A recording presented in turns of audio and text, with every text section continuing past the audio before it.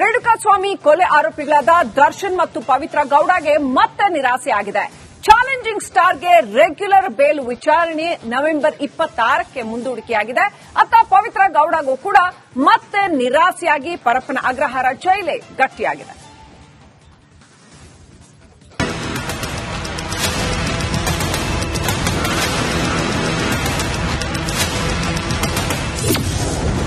ಕೊಲೆ ಆರೋಪಿ ದರ್ಶನ್ ಪವಿತ್ರ ಗೌಡಗಿಲ್ಲ ರಿಲೀಫ್.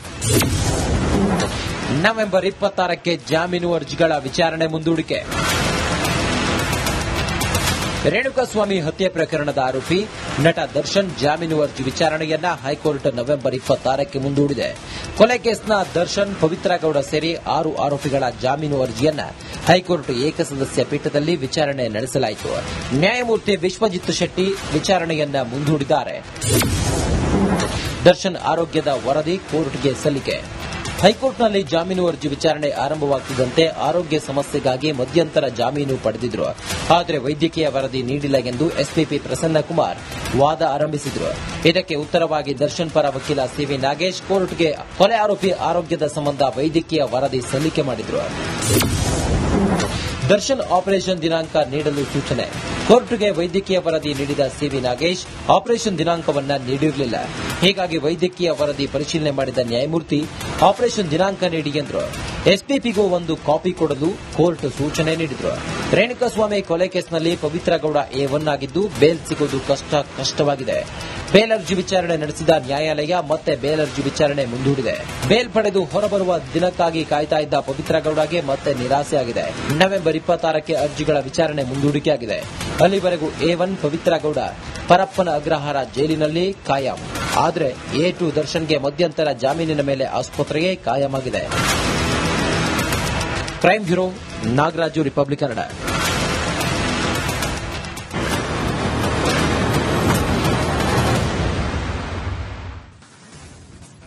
ಕೊಲೆ ಕೇಸ್ನಲ್ಲಿ ಆರೋಪಿಯಾಗಿರೋ ದರ್ಶನ್ ಸದ್ಯ ಆಸ್ಪತ್ರೆಯಲ್ಲಿದ್ದಾರೆ. ಆದರೆ ಪೊಲೀಸರು ದರ್ಶನ್ಗೆ ಬಿಗ್ ಶಾಕ್ ಕೊಡೋದಕ್ಕೆ ರೆಡಿಯಾಗಿದ್ದಾರೆ. ಹಾಗಾದ್ರೆ ಪೊಲೀಸರ ನೆಕ್ಸ್ಟ್ ಪ್ಲಾನ್ ಏನು? ಯಾವ ರೀತಿ ಸಂಕಷ್ಟ ತಂದೊಡ್ಡುತ್ತೆ ಆ ಪ್ಲಾನ್? ನೋಡೋಣ ಬನ್ನಿ.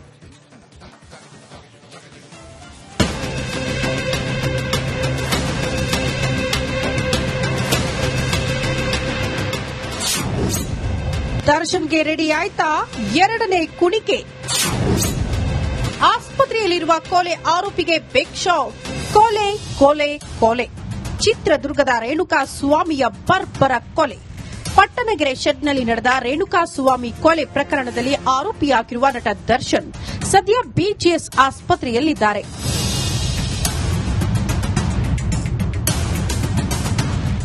ಈ ನಡುವೆ ಕೊಲೆ ಆರೋಪಿಗೆ ತನಿಖಾ ತಂಡ ಮಾಸ್ಟರ್ ಸ್ಟ್ರೋಕ್ ಕೊಟ್ಟಿದೆ. ಈಗಾಗಲೇ ಮೊದಲನೇ ಚಾರ್ಜ್ ಶೀಟ್ ಸಲ್ಲಿಕೆಯಾಗಿದ್ದು, ಈಗ ರೇಣುಕಾಸ್ವಾಮಿ ಕೊಲೆ ಪ್ರಕರಣದಲ್ಲಿ ಎರಡನೇ ಚಾರ್ಜ್ ಶೀಟ್ ಸಿದ್ದವಾಗಿದೆ. ಹೆಚ್ಚುವರಿಯಾಗಿ 1000ಕ್ಕೂ ಅಧಿಕ ಚಾರ್ಜ್ ಶೀಟ್ ಸಿದ್ದ ಮಾಡಿದ್ದಾರೆ ಪೊಲೀಸರು.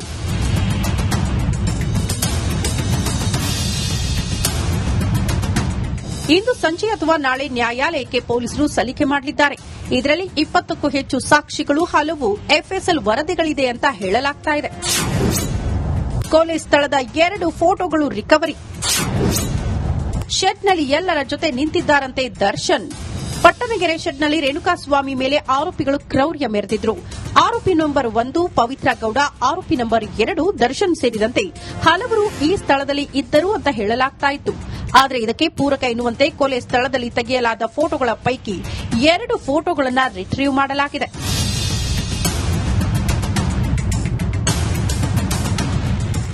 ಪ್ರತ್ಯಕ್ಷದರ್ಶಿ ಮೊಬೈಲ್ನಿಂದ 2 ಫೋಟೋ ರಿಕವರಿ ಮಾಡಲಾಗಿದೆ.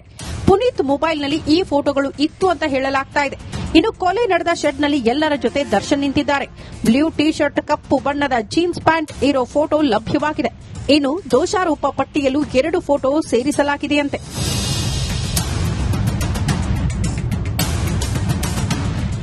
ಒಟ್ನಲ್ಲಿ ಆಸ್ಪತ್ರೆಯಲ್ಲಿರುವ ದರ್ಶನ್ಗೆ ಪೊಲೀಸರು ಮಾಸ್ಟರ್ ಸ್ಟ್ರೋಕ್ ಕೊಡಲು ರೆಡಿಯಾಗಿದ್ದಾರೆ. ಇಂದು ಅಥವಾ ನಾಳೆ ಎರಡನೇ ಚಾರ್ಜ್ ಶೀಟ್ ಸಲ್ಲಿಕೆ ಆಗ್ತಿದ್ದು, ಯಾವ ರೀತಿ ಟ್ರಬಲ್ ಶುರುವಾಗುತ್ತೆ ಅನ್ನೋದನ್ನ ಕಾದು ನೋಡಬೇಕಿದೆ.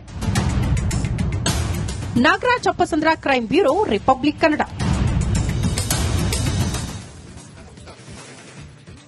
ಕೊಲೆ ಆರೋಪಿ ದರ್ಶನ್ಗೆ ಸರ್ಕಾರ ಶಾಕ್ ನೀಡತ್ತಾ? ಅದಕ್ಕೋಸ್ಕರ ಸಿದ್ಧತೆ ಮಾಡಿಕೊಂಡಿದೆ. ದರ್ಶನ್ ಮಧ್ಯಂತರ ಜಾಮೀನನ್ನ ಪ್ರಶ್ನೆ ಮಾಡೋದಕ್ಕೆ ಸ್ಪೆಷಲ್ ಪಬ್ಲಿಕ್ ಪ್ರಾಸಿಕ್ಯೂಟರ್ ತಯಾರಿ ಮಾಡಿಕೊಳ್ತಿದ್ದಾರೆ. ಎಲ್ಲಿ ಪ್ರಶ್ನೆ ಮಾಡ್ತಾರೆ? ಸುಪ್ರೀಂ ಕೋರ್ಟ್ಗೆ ಮನವಿ ಮಾಡುವ ಪ್ರಕ್ರಿಯೆ ಆರಂಭಗೊಂಡಿದೆ.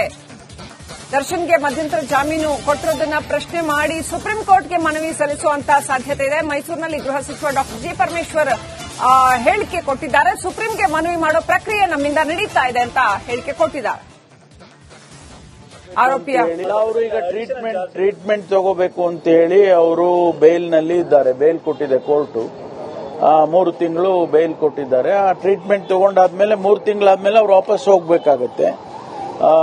ಅದಕ್ಕೆ ಮುಂದುವರಿದು ಏನಾದರೂ ಅವ್ರಿಗೆ ಮತ್ತೆ ಬೇಲ್ ಕೇಳ್ತಾರೆ ಗೊತ್ತಿಲ್ಲ. ನಾವು ಅದನ್ನ ಅಪೀಲ್ ಮಾಡಿ ಕೊಡಬಾರ್ದು ಅವ್ರಿಗೆ ಬೇಲ್ ಅಂತ ಹೇಳಿ ಹೈಕೋರ್ಟ್ ಸುಪ್ರೀಂ ಕೋರ್ಟಿಗೆ ಹಾಕ್ತಕ್ಕಂಥ ಪ್ರಕ್ರಿಯೆಯನ್ನು ಕೂಡ ನಡೆದಿದೆ. ಬೆನ್ನು ನೋವಿನ ಚಿಕಿತ್ಸೆಗೆ ಅಂತ ಜೈಲಿನಿಂದ ಹೊರಗಿರೋ ದರ್ಶನ್ ಈಗ ತ್ರಿಶಂಕು ಸ್ಥಿತಿಯಲ್ಲಿದ್ದಾನೆ. ಕೊಲೆ ಆರೋಪಿಗೆ ಏನ್ ಮಾಡೋದು ಅನ್ನೋ ಟೆನ್ಷನ್ ಕೂಡ ಹೆಚ್ಚಾಗಿದೆ ಅಂತ ಹೇಳಲಾಗ್ತಾ ಇದೆ.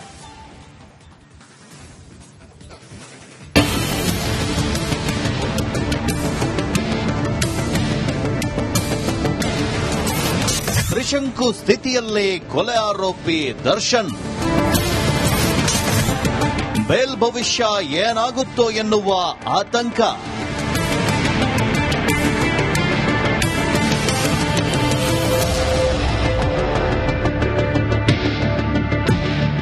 ಬೆನ್ನು ನೋವಿನ ಟ್ರೀಟ್ಮೆಂಟ್ನಲ್ಲಿರೋ ದರ್ಶನ್ಗೆ ಈಗ ಜಾಮೀನಿನದ್ದೇ ಟೆನ್ಷನ್ ಹೆಚ್ಚಾಗಿದೆಯಂತೆ. 3 ವಿಚಾರ ಕೊಲೆ ಆರೋಪಿಗೆ ಕಾಡ್ತಿದೆ ಎನ್ನಲಾಗ್ತಾ ಇದೆ. ಹಾಗಾದ್ರೆ ಯಾವುದು ಆ 3 ವಿಚಾರ ಅಂತ ನೋಡೋದಾದ್ರೆ,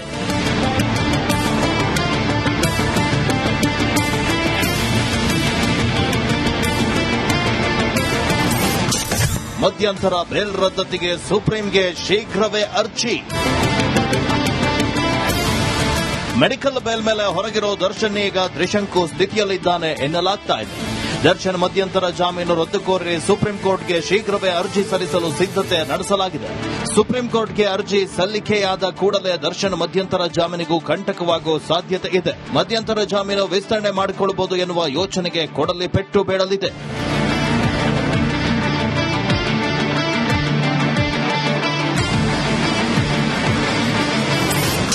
ಇಂದು ರೆಗ್ಯುಲರ್ ಬೇಲ್ ಅರ್ಜಿ ವಿಚಾರಣೆ. ಹೈಕೋರ್ಟ್ನಲ್ಲಿ ರೆಗ್ಯುಲರ್ ಜಾಮೀನು ಭವಿಷ್ಯ ಏನಾಗುತ್ತೆ ಎನ್ನುವ ಆತಂಕ ಹೆಚ್ಚಾಗಿದ್ದು, ಮಧ್ಯಂತರ ಬೇಲ್ ಅವಧಿ ಮುಗಿಯುವವರೆಗೂ ಜಾಮೀನು ಅರ್ಜಿ ವಿಚಾರಣೆ ನಡೆಸಲು ನಿರಾಕರಿಸಿದರೆ ಮತ್ತಷ್ಟು ಸಂಕಷ್ಟ ಎದುರಾಗುವ ಸಾಧ್ಯತೆ ಇದೆ ಎನ್ನಲಾಗಿದೆ.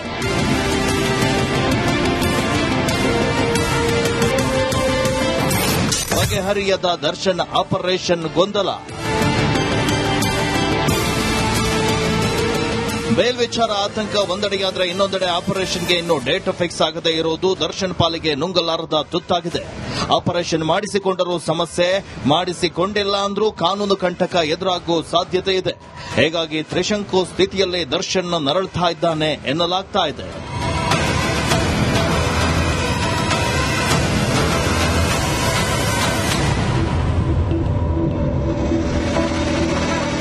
ನಾಗರಾಜ್, ರಿಪಬ್ಲಿಕ್ ಕನ್ನಡ, ಬೆಂಗಳೂರು.